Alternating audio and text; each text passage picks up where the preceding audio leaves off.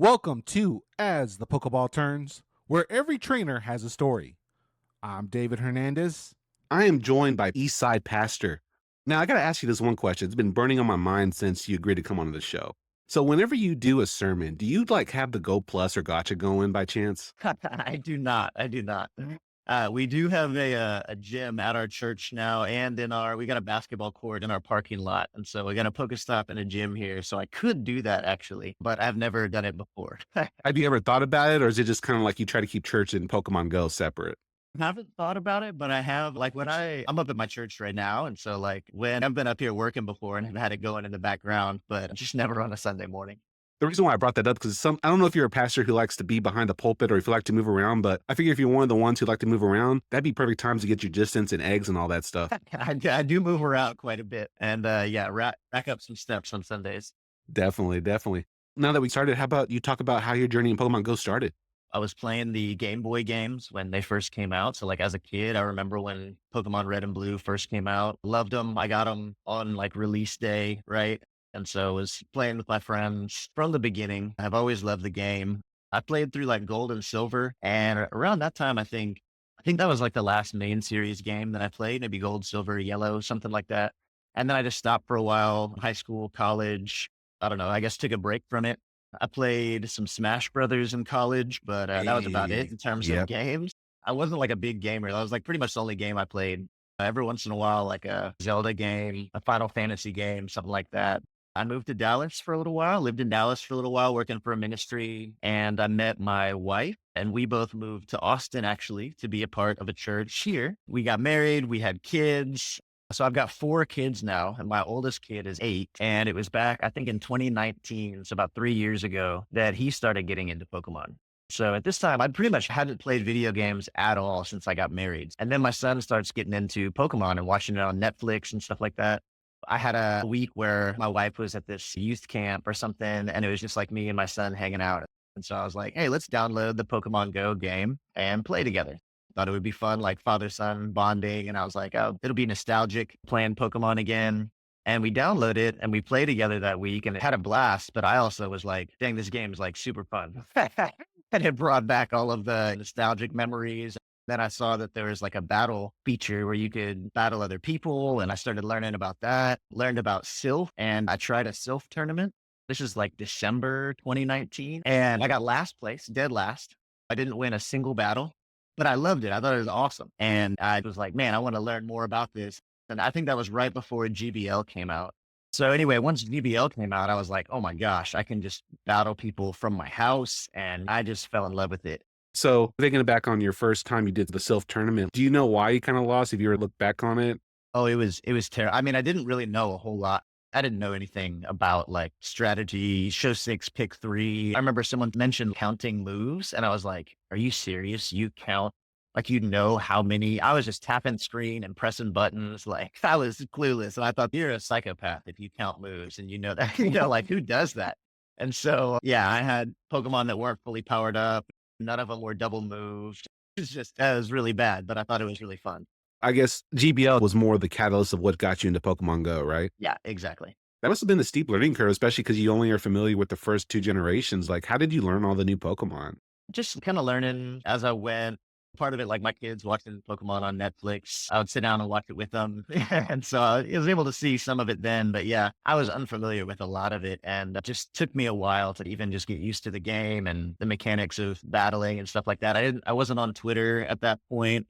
Had no idea people were making like YouTube and Twitch content for this. So I was just completely going in blind, making it up as I was going.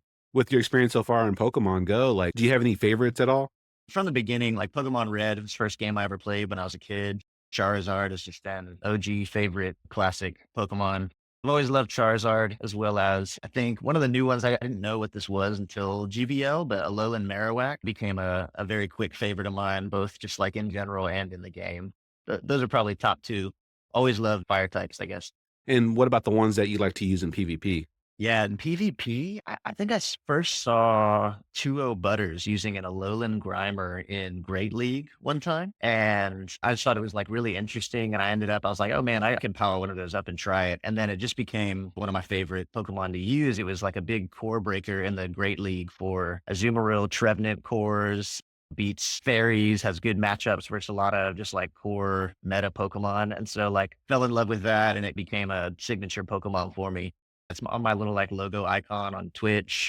Have a lot of great league teams based on it. I hit number 2 in the world in like the leaderboards within a Alolan Grimer team in Great League. So that's definitely been a top favorite of mine. I gotta ask you, so whenever you try to build up a team, do you like try to build up around a certain Pokemon, or how does your philosophy work when it comes to that? Depends. I don't typically build a straight meta team. I'm usually, if anything, more of an anti-meta team, just building something that can handle the top common picks with maybe like a unique core breaker that people don't anticipate. I think they So call that's that why like like spicy picks, right? yeah, exactly. So something like I feel like just a good strategy in GBL is like most people are building teams that can handle the meta. They're not building a team that has like a good answer for a Alolan Grimer, right? For other people, it's like, okay, well, if I do see an Alolan Grimer, I'll just lose that and it's fine because I can win. People just aren't building teams against it. And sometimes you can just go on a hot streak with kind of a niche, uncommon pick that breaks some common cores. So that's usually what I'll do is I'll try to find a unique Pokemon like that that's a core breaker and build a team around it. You talked about how in Silph Road you got your butt kicked, let's just be honest. But then Yeah. once GBL once GBL came around, you started getting the hang of PvP. Do you remember what kind of resources you used to help learn the process of PvP and how to get better at it? I think like preseason and season 1 and 2, I think I got to like rank 9. That was like the highest I got. I never quite made it to 3,000 or 3,500 or whatever it was at that time to hit like the highest rank. But some of the resources that I was using, again, I wasn't on Twitter back then. And so I wasn't like aware of the Pokemon Go Twitter community, had no idea that content creators were making videos on good teams and stuff like that. And I was using Game Press and looking at tier lists. And that's basically what I was working with, just that. And so I'd try to, I knew nothing about IVs. I remember someone mentioning to me the first time that you want like 0 attack for Great League or Ultra League IVs. And I was like, that makes no sense whatsoever. Like, y'all It's are crazy. it's one of the upside down parts about PvP, as you've come Yeah. to realize. Yeah. And so someone was like, okay, you need to download PokeGenie app, learn about IVs. You need to look at this website, PvPoke. And then someone sent me a Zionic video. And so the only content creator I was aware of for like a year was Zionic. And so, man, props to Zionic. I watched so many of his videos back in that was like 2020. That was the first intro I had into like learning about actual technique and team building and that kind of stuff. So And with your experience in GBL, like how high have you gone in rank whenever you do GBL now? So since season 3, I guess, have hit the highest rank every season. So rank 10 or legend have been consistently on leaderboards. I've been number 2, number 3, number 5, number 6, number 8. I've done GBLA 2 times. It's just something that like organized by Speediest Chief, Will Dunphy. That's like the top 8 players in the leaderboard are taken every Friday or something like that and get to battle each other in a tournament where you can win $50 or $100 or something like that. So I made it onto that twice. Didn't win the tournament, but it was fun to be able to make it on that. Since you've grown through GBL, I got to ask you this question. What separates somebody who like continuously makes expert to somebody who consistently makes legend?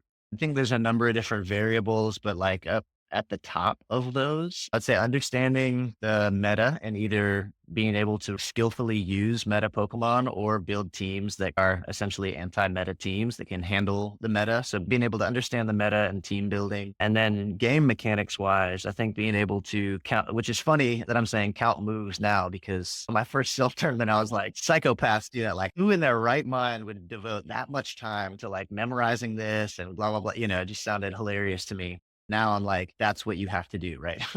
So you have to be able to have memorized move counts and keep track of energy like that to know when your opponents are going to throw certain charge moves, knowing if they're baiting or not, or being able to like swap to another Pokemon and catch a move. Those are the kind of like high skill plays that I think you have to know move counts and keep track of energy, as well as knowing when to throw your moves, especially with the recent update. You have to be able to throw your charge moves at the right time, or else you're going to give your opponent like a massive energy lead. One thing that impresses me is how they can count the moves, and they know it seems like they'll know each moves, or is it just like select charge moves y'all know?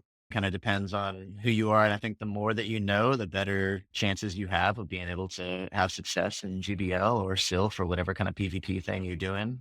I think like the first level of like memorizing move stuff is just like knowing how many fast moves to a charge move. It's not perfectly accurate because let's say like Swampert with Mud Shot and Hydro Cannon and Earthquake. It's going to be 5 mud shots to your first hydro cannon and then 4 mud shots to your next hydro cannon. And because of residual energy, like energy that kind of carries over, you're going to have to know like these cycles of 5 moves and then 4 moves. Or so, like a more efficient way of memorizing it isn't just like how many fast moves to a charge move, but how much energy each fast move generates and actually being able to be aware of how much energy your opponent has instead of just like knowing the move counts. I would say that's like the next level, a more robust and accurate way of counting. That's just a little bit harder, but way more helpful. With all the glitches that do happen, like what keeps you motivated to continue to play PvP? Like, do you ever feel demotivated to play? I think this might sound like backwards, but what keeps me motivated to play is how little stock I actually put in this game and whatever achievements I have in this game. For me, it is a fun thing to do. It is not like I have to be successful at this. I have to win this or win that or achieve this kind of thing. Like, I think it's great to do those and I enjoy playing competitively. But if I stop playing this today, I will thoroughly enjoy the rest of my life, you know? Like when it's a bad day and when there's glitches and lag. But like, I play it because, it's fun.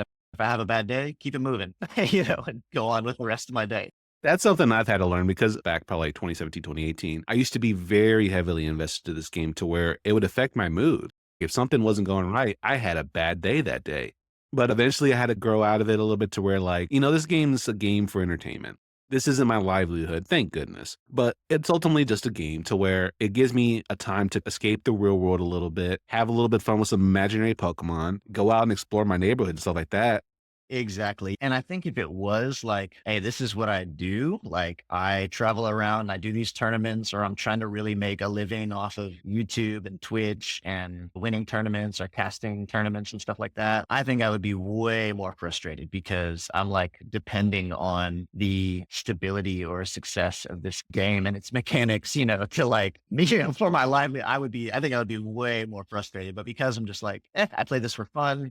I stream sometimes and earn some revenue from that I give away to others anyway. Like it's purely like a fun thing for me.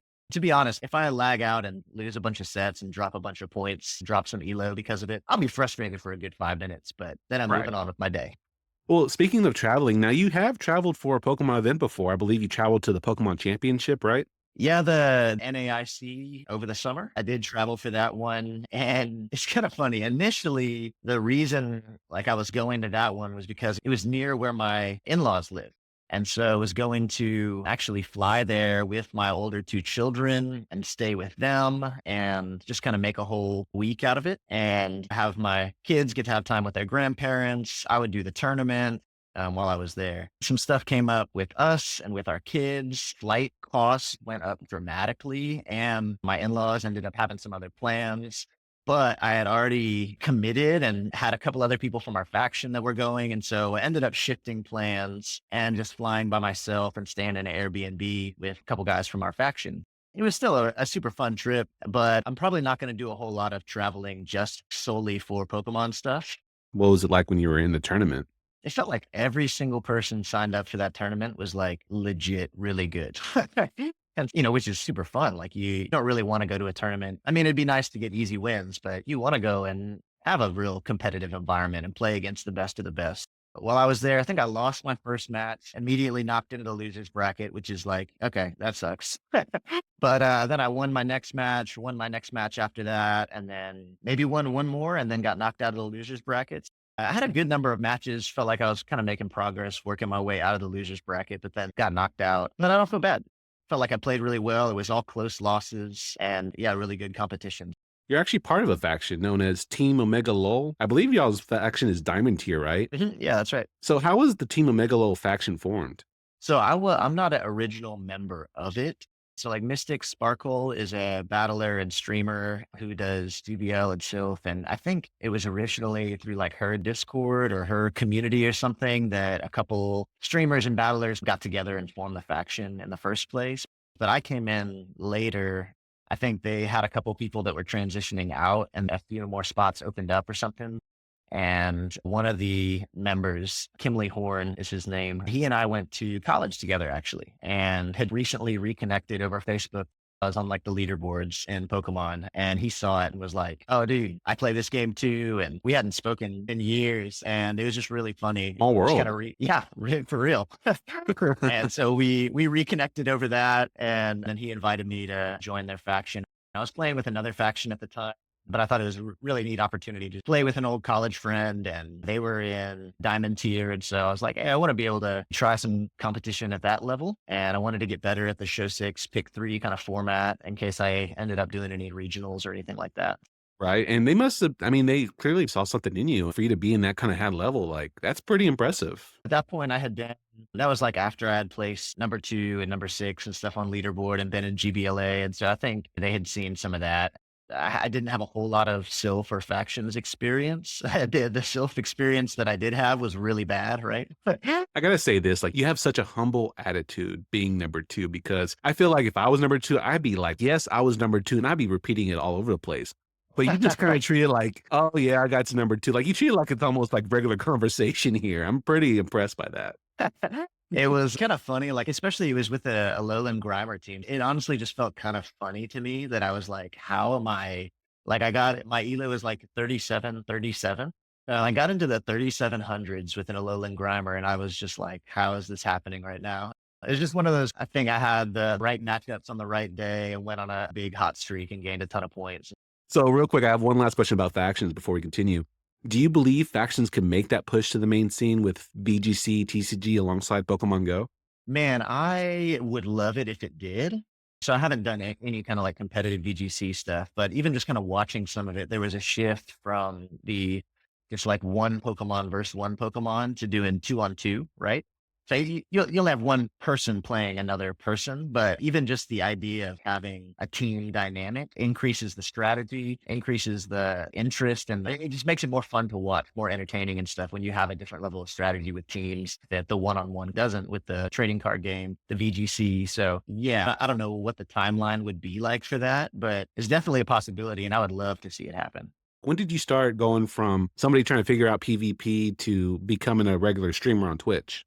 That I will give credit and thanks to Wholesome. So if you're familiar with Wholesome, he's a really popular and awesome streamer, as well as he casted a bunch of play Pokemon stuff now, and he's casted GBLA stuff. Just great, entertaining guy, humble guy. And he's an Austin local here. So I knew him just from our local Austin Discord and remember when he first started streaming, which, now he's got thousands of followers. He's top tier level of streamer, but like I remember when his first streams, there'd be like 6 of us in there and watching him with a crappy stream overlay and watching him play GBL battles. He kind of pioneered that here in Austin, at least in terms of the guys I knew. Wholesome was kind of the first guy that I started ever watching on Twitch and seeing how fun it was to be able to go into like the team or community aspect of it. Not just playing your battles, but watching others and communicating together and being a part of the battles together. I think the community aspect was just really fun and kind of watching his channel grow and then learning from him, like, oh, you make money from doing this. Like I knew nothing about Twitch. Right. And so just learning, like you can actually bring in revenue. That's when my thoughts turned toward, okay, hey, maybe this will be a cool charity benevolence type thing where I could do what I think is fun. I could play Pokemon and do it in community, as well as make some money from it and use that money to bless other people here in my community. Like our church is located in a low income community on the east side of Austin, where that's like kind of our focus in terms of ministry as well. There's 3,000 plus families in these low income apartments right near our church. Our ministry focus is serving and caring for these families and individuals who live around here. So we do a lot of stuff for we got like a pregnancy center that we partner with here, do camps for kids, homeless outreach, a lot of stuff like that. And so we're consistently meeting people who are in need and have financial or material needs that as a church be able to help and meet those needs and care for those families. And that's how my stream was born. I find it very noble. All your earnings you earn from Twitch don't go to you at all. They go to the people in Austin, right? Yeah, exactly. Yeah, I love it, man. It's fun. And I think people like to get behind good causes and stuff too. So, it offers just something a little bit different on Twitch where it's like, hey, we're going to see some hopefully high skill battling and good GBL content. Learn some things about the game and teams to try and all that. But also, like, hey, we're also going to be supporting families in need, single moms, and people who are in need of a little extra help. And so usually like whenever that money goes through, like whenever I get a Twitch payout, it'll either go to like HEB gift cards, $150 gift card able to give a family just to bless them with some groceries, or it'll go toward helping pay someone's bills or rent that month. I'm not getting like these massive payouts and stuff, but 100, $150 here and there that I'm able to use to help others. And yeah, I think people love being a part of something like that as well. Obviously, you're a pastor and you play Pokemon Go. And when I first heard about that, I'm like, dude, that blew my mind. Like, there's a pastor who plays Pokemon Go. Does your congregation know that you play Pokemon Go PvP on the side by chance or something like that? I'm an open, transparent person, so I don't have aspects of my life that I hide or anything like that. When I'm just being myself, I'm sharing in the sermon illustration stuff about my life, like it comes up, so everyone knows, I've talked about it before. And the only people who really care are like the teenagers in our church who, like might also You got play some this points. game. Yes. Others are just like, okay, that's funny, but whatever. There's no one else really in our church who plays this game. People are aware, but it doesn't play a big part in my role as a pastor in this church. Earlier, you spoke about how your church has both a Pokestop and a gym. And churches are gyms because they meet the criteria for Niantic to be a way spot. People do go to churches to raid, especially during the off hours. As a pastor, do you see that kind of something unsettling, or do you see something that's potentially good for people to kind of just drive up to a church randomly to do a raid? Personally, I think it's great. I've connected with people from Pokemon stuff. I've invited them to church and have seen some folks that I met because they were doing a raid at my church in the parking lot. And I connected with them, talked to them, invited them to church. And I've seen people come to church through this. And so I've met a lot of people in the Austin community who either are interested in spiritual things and wanting to explore a relationship with God, or want to learn more about spirituality or the Bible or something like that, or people who have had practical needs and families going through a hard time and just needing someone to be there for them. And our church has been able to, either me personally or others in our church, been able to connect with them and step in and help meet a need or support them through a hard time. And so I think it's great. And, whenever I meet up with locals to do lucky trades, we usually meet here at my church. Like our church here in East Austin, we're located on a corner that used to be the worst corner of Austin, like just known for drug trafficking, prostitution, crime. There's still a lot of rough parts and things around the east side to where like a bunch of people showing up to play Pokemon in the parking lot doesn't even show up on the radar of like something to be concerned about. And especially with me being the pastor, like I see that, I come out, I'm like, yo, what's your friend code? And let me join the raid.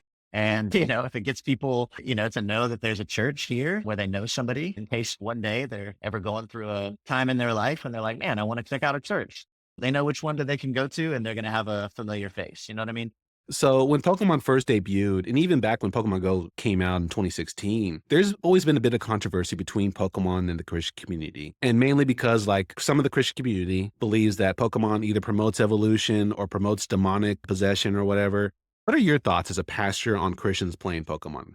I chuckled a little bit even as you're asking the question, because that's not really like the circles of the Christian community that I tend to be connected to or run in, like the highly super conservative kind of right wing, where we view anything outside of Christian culture as the devil, that kind of thing. Not going to be judgmental toward you if you do have those views, but I don't share those views. When I see something like Pokemon, I'm like, it's a cartoon, it's fantasy. It's funny to me that there are many Christians who are very pro like Chronicles of Narnia or Lord of the Rings, because those are written by Christian authors, even though they have magic, they have fantasy, magical type things in them. But because there's Christian themes or written by Christian authors, it's okay. There's pass. But to me, I'm like, it's all fantasy. And in any kind of fantasy, there are elements of things that are true or noble or good, and things that are redemptive, even in something like Pokemon or a video game or a Disney movie or whatever it might be. There's always going to be some type of good to be drawn out of something. And so I'm typically more in that kind of viewpoint, to where I don't see Pokemon as being threatening or demonic or anything like that. I think it's a fun game, a fantasy thing. And as a game, it's a way to actually engage with others, build community, have fun. Since you've played Pokemon Go and you've done all the PvP stuff, you even went somewhere to go play PvP out in Ohio. In your opinion, what has been your biggest accomplishment when it comes to Pokemon Go?